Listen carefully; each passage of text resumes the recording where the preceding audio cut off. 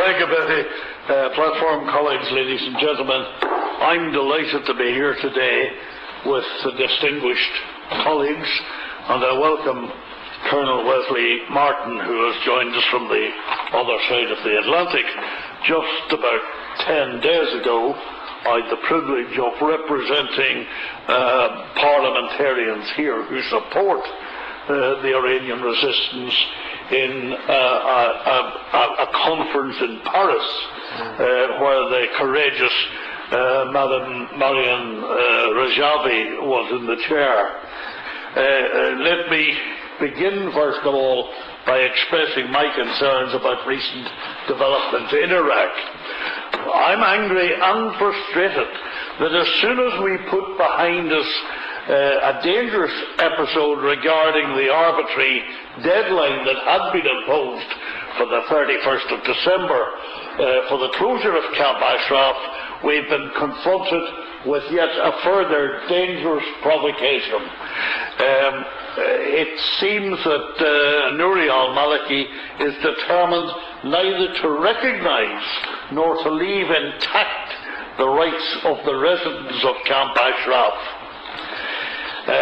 Yes, there was the 24 December Memorandum of Understanding, which some of us would say was at best minimalist and an overall inadequate document. But it does obligate Nouri al-Maliki's government to ensure that the residents of Camp Ashraf should be moved safely to Camp Liberty. Except we now know what Camp Liberty is. Now, I'm not going to go over it again. You've heard it described. It is tantamount, it is in effect intended to be, I'm quite sure, a concentration camp. And let's not consider it an alternative facility. In terms of area and facilities, it is totally inadequate. It is humiliating. It is outrageous.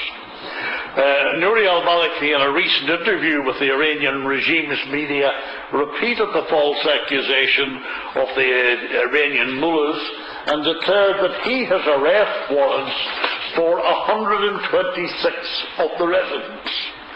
This means that the Iranian regime has simply demanded that he arrest those who are in fact the entire leadership of Ashraf, and he is willing and happy to capitulate and implement this injustice. Depends on the Iranian mullahs to sustain his very dubious presidency in Iraq. Day by day, new signals demonstrate that he does not have the will to stand against the demands of the mullahs who rule Iran. The international community must now draw its own conclusions. There has been far too much equivocation from the international community. It will not obtain a positive result with Maliki towards resolving the Ashraf crisis unless the United Nations is capable of sending a non-equivocal message that they are prepared to act decisively. And if I can almost interrupt myself there, because it has only been touched on very gently. Unless Mrs. Hillary Clinton makes the humane decision that she is obliged to make, many of us feel, unless she makes that, then the United Nations itself